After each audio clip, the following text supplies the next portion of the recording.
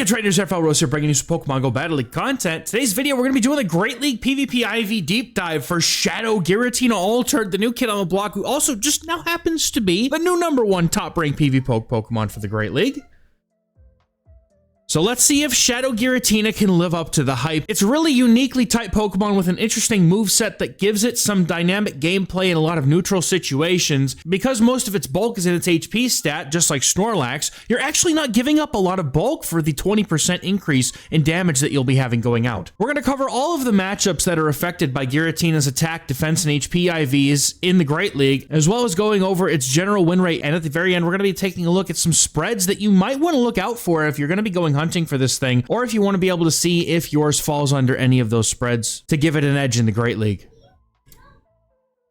With all these videos, I'll do a terms to know page so that anyone who hasn't seen these before knows some of the terminology that we're using in the videos. The first one's going to be breakpoint, which is a stat point in your attack that allows you to do 1 extra damage on a fast or charged move to opponents in a given matchup. And these breakpoints are usually going to have more effectiveness in matchups when you're using a shorter fast move. Inversely, bulk points are the defensive stat point that allow you to take 1 less damage from a faster charge move in a matchup. And if we're talking about zeros, 1s and 2s, those are shielding situations with different shields on both sides depending on the matchups dictated in the video. But all the matchups in this video are going to assume that they are even energy, and typically the shield scenarios are going to be put in next to each matchup. When we eventually get to premium IV spreads, that's going to be able to keep the highest valued matchups for Giratina in the Great League across the entire meta, as well as some of the nice to have ones that are harder to hit because there are fewer stat spreads that allow you to get them. Thrift IVs are going to be keeping the essentials, the most important ones, while maybe giving up some of those nice to have ones that you may not see as often. When you see BB in the Great League, there's a lot less of them, but that means Best Buddy boosted, and a Best Buddy boost, if you're not familiar, gives you 2 extra power-ups when equipped as your Best Buddy, or 1 level. CMP is something that comes up once in a while as well, and that's going to denote a charge move priority tie, also known as the cap or charge attack priority tie. When both you and your opponent throw a charge move at the same time, the Pokemon with the highest attack stat, not IV, but stat, is going to be able to throw their charge move first in that tie. So it's good to know who wins and loses those when you're playing out some matchups.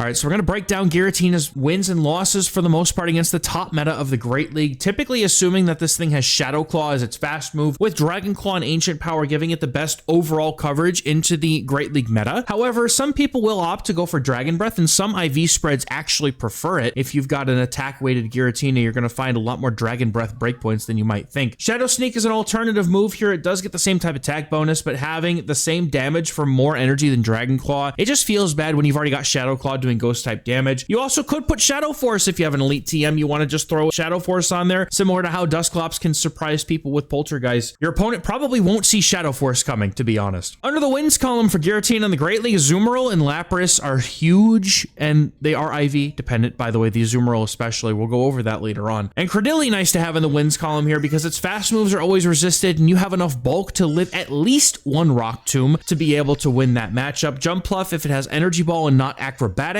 is a win because they don't have enough damage from just Fairy Winds and Aerial Aces to be able to KO. You get to beat Shadow Gligar, Golisopod, most other things that rely on Fury Cutter for damage. Blastoise, Clodsire, Talonflame, and both forms of Primeape are nice wins to be able to pick up here as well. Under the losses category, if Lapras has Ice Beam, the zeros is IV dependent, but generally speaking, they will win that matchup if shields are in play. Shadow Cancel Marowak, the dark types not named Mandibuzz, and Dedenne are all things that are just solid on these lists. Everything else, Feraligatr, Mandibuzz, Dusclops, Shadow Scizor, Diggersby, and Furret are all IV dependent in certain scenarios, so it's good to know if you pick any of those up with your stats.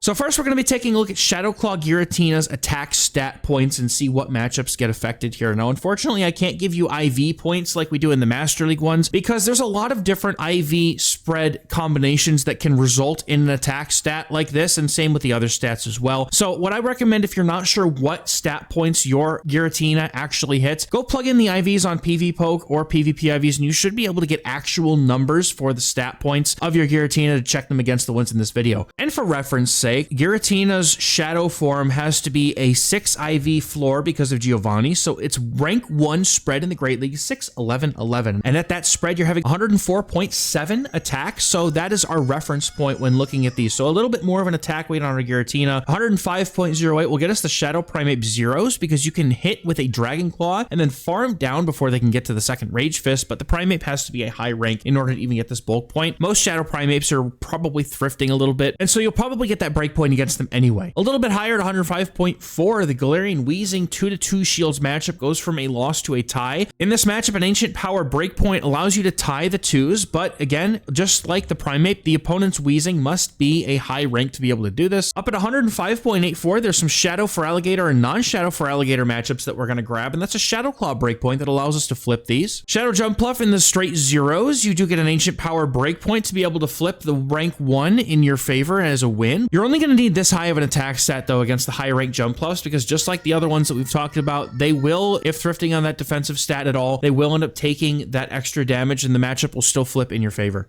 Purified Sableye and a monstrous 106.45 attack stat. You have to have like a very attack weighted Tina to get here. You get to flip the 1-0 shield situation against Purified Sableye. There's a Dragon Claw breakpoint that flips this matchup against the rank 1 Sableye. If we opt to go for the Dragon Breath Giratina, there's some familiar faces on this list. At 105.84, we get that Shadow and non-Shadow Feraligatr Dragon Breath breakpoint this time to flip these matchups. Shadow Jumpluff appears once again, but in a different context at 105.93. There's a Dragon Breath breakpoint that prevents them from reaching that final acrobatics to KO you in the zeros. Galarian Corsola being able to be flipped in the 1-0s with Dragon Breath is interesting enough, but Dragon Claw is the thing that gets the breakpoint against the rank 1 Galarian Corsola, which most are going to be traded. It's not been available in the wild, so getting a rank 1 is extremely difficult. So there's probably quite a lot of Corsolas that you'll end up getting this breakpoint on anyway, which allows you to flip that matchup. And some of you play Pokemon fanatics might appreciate knowing that your Shadow Giratina Altered can flip the Dusclops 1-0s, 1-1s, and 2-1s if it has a 106.7 attack and it's running Dragon Breath, because it gets a breakpoint against the Dusclops, which allows this to be a flippable matchup. However, I also recognize that you're probably running Shadow Claw if you have this thing in a play Pokemon circuit, so just keep that in mind though if you do end up running one with Dragon Breath. For Giratina's defensive stat, this is where stuff starts to get kind of interesting. There's a couple of huge matchups on this list, and I want to break them down with you real quick here. There's a defensive range for Ice Beam Lapras that we can win the zeros by landing a final charge move before the opponent can get us down with those Psy Waves after landing their Ice Beam. But you need a combination of either 125.54 defense and 162 HP, which for example, we have 128 defense on the rank 1 Giratina and 160 HP on the Giratina that's got the rank 1. So you need to really go up in your HP weighting to be able to hit 162, but that also allows you to thrift on the defense if you don't get one with a huge defense stat. Shadow Drapion also can be flipped in the 2-1 shields with 159 HP and 126.1 defense. You're able to survive a crunch on 1 HP to win against the Drapion in this particular scenario. Big one that I'm looking at here is the Azumarill 1-1s. This is a huge matchup to be able to pick up on Shadow Claw, and you get it with 126.4 defense and 160 HP. Being able to survive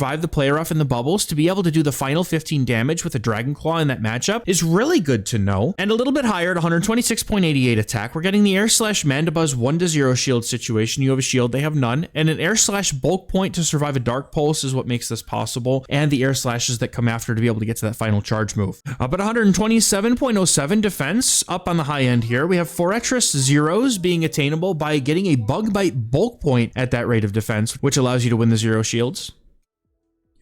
Now, even though Giratina is going to have the same defensive stat points for the most part, they do affect different matchups depending on the extra damage that may be done at certain defensive points and lower. And because the matchups are different, we are still going to go over them regardless of the fast move that we have. Same thing with Lapras though, just different context. Instead of going for Ancient Powers, you just go for 2 Dragon Claws for the KO and the zeros, but that defensive and HP weight still allows you to live that Ice Beam and be able to get to that next charge move to get the KO. Up at 124.24, we get the Dunsparce 1s. There's a Run bulk point, but it also requires 160 HP to be able to get. Down at 159 HP, we can go up to 126.67 defense, depending on where our stats are. At 124.69, we get Galarian Moltres in the 2-1s. Moltres can fully farm down because of a Sucker Punch breakpoint that it gets if our defense is lower than this, but because of the bulk point, we're able to get to 2 moves that are going to get the KO. At 126.26, we get a Mud Slap bulk point against Gastrodon, which is going to be able to help us flip the 0 shields matchup. And believe it or not, there's actually a winning scenario against Fur in the 2-to-1s, there's a pre-Trailblaze Sucker Punch bulk point at 126.36 defense that allows us to flip the scenario, but a Furret with some attack weight, I know mine is like a 5 attack Furret, it will be able to get that breakpoint against you anyway, so this one may or may not end up always being the case unless you have a very high defense. Forretress also showing up to be able to flip the 1s with Dragon Breath, which is interesting. You get that Bug Bite bulk point, it makes that matchup possible for you.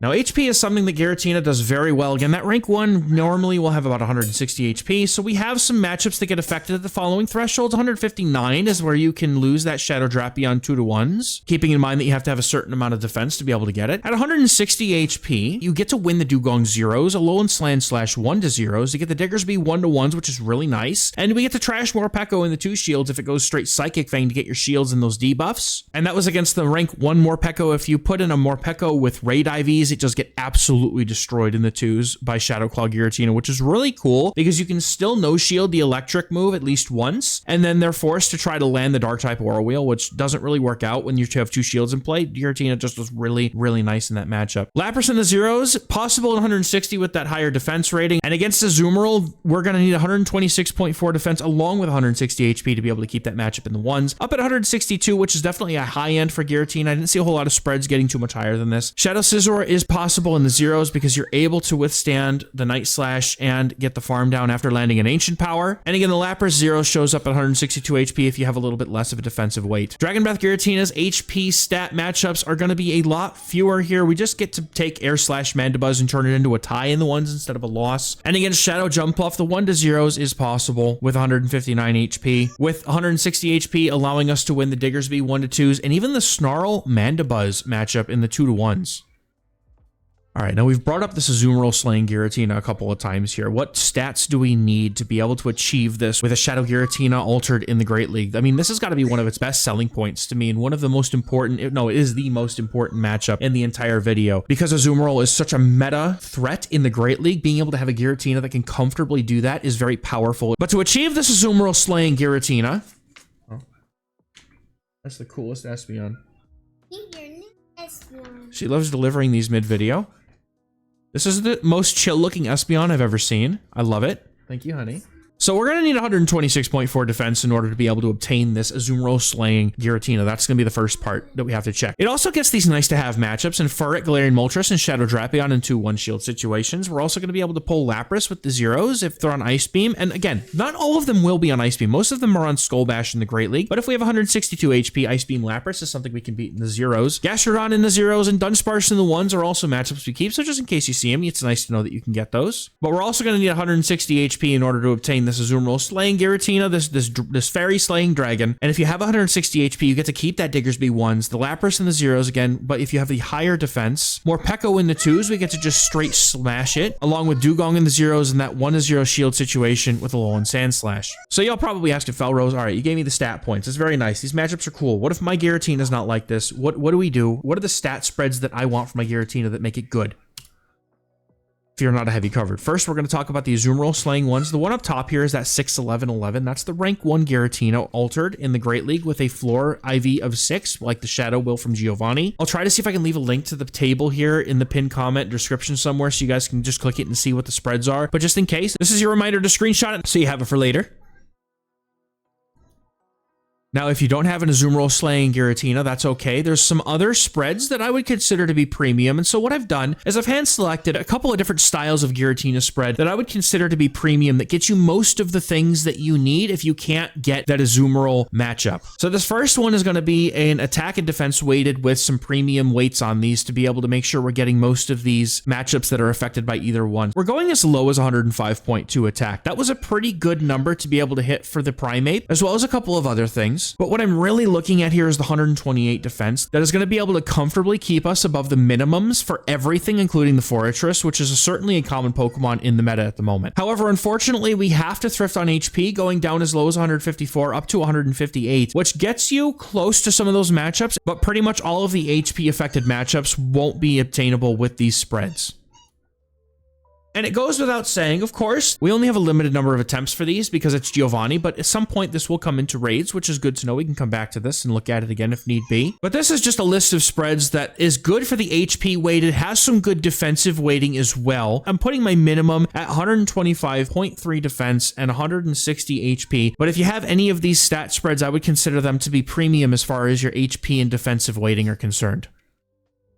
Now, generally speaking, I mean, this thing is going to be a Phantom Menace, a Shadow Force, if you will, in the Great League meta immediately upon release. I will say also that even though you may not get a Great Giratina, I'm expecting to get one that's probably some weird combination of all the stats that I don't want. But this is a Pokemon that is absolutely a must-have at one, regardless of what the stats or CP or IVs end up being, just because functionally it's got such a unique moveset, typing, and bulk combination to be able to really thrive in this meta, regardless of what its IVs are. So it's still good to have one at least, but I would certainly wait for raids if you really want to go ham and get the perfect Great League Giratina, if the raids even let them come out at that level. I would say that it's not a bad idea though to throw maybe 2 or 3 radars at it if you want to, because this is definitely a powerhouse of a Pokemon that is worth having if you can, with close to at least a couple of these major stat points. Now, once you get your Giratina, what you can do is you can go to PvPoker, PvPIVs.com, plug in your specific IV spread, and it'll actually spit out the stat points that you're at so you can check them against the ones that we've gone over in this video. Unfortunately, Pokemon Go doesn't have a built-in way to show you these stats. You have to go to a third-party site in order to check this information, but it's good to know that you can. And so once you know what the stat points are of your own Giratina that you have for the Great League, you can also check them against the ones in this video and be able to see how it pairs up, how it stacks up. But my final say, get one of these at least, if not maybe 2 or 3 if you want to try for better odds at different IV spreads. I appreciate y'all for watching. As always, let me know in the comments of any Pokemon that you want to see coming up. I got a bit of a list here, but I want to be able to get some suggestions in for when I finally go through that list. I'm waiting for next season as well to go and see what changes come to the metas before I go super hard on the Great League ones. Throw me a comment down below if you have any suggestions for any Pokemon that you want to see next in the IV Deep Dive series. Thank you as always for watching, and we'll catch you guys in the next video.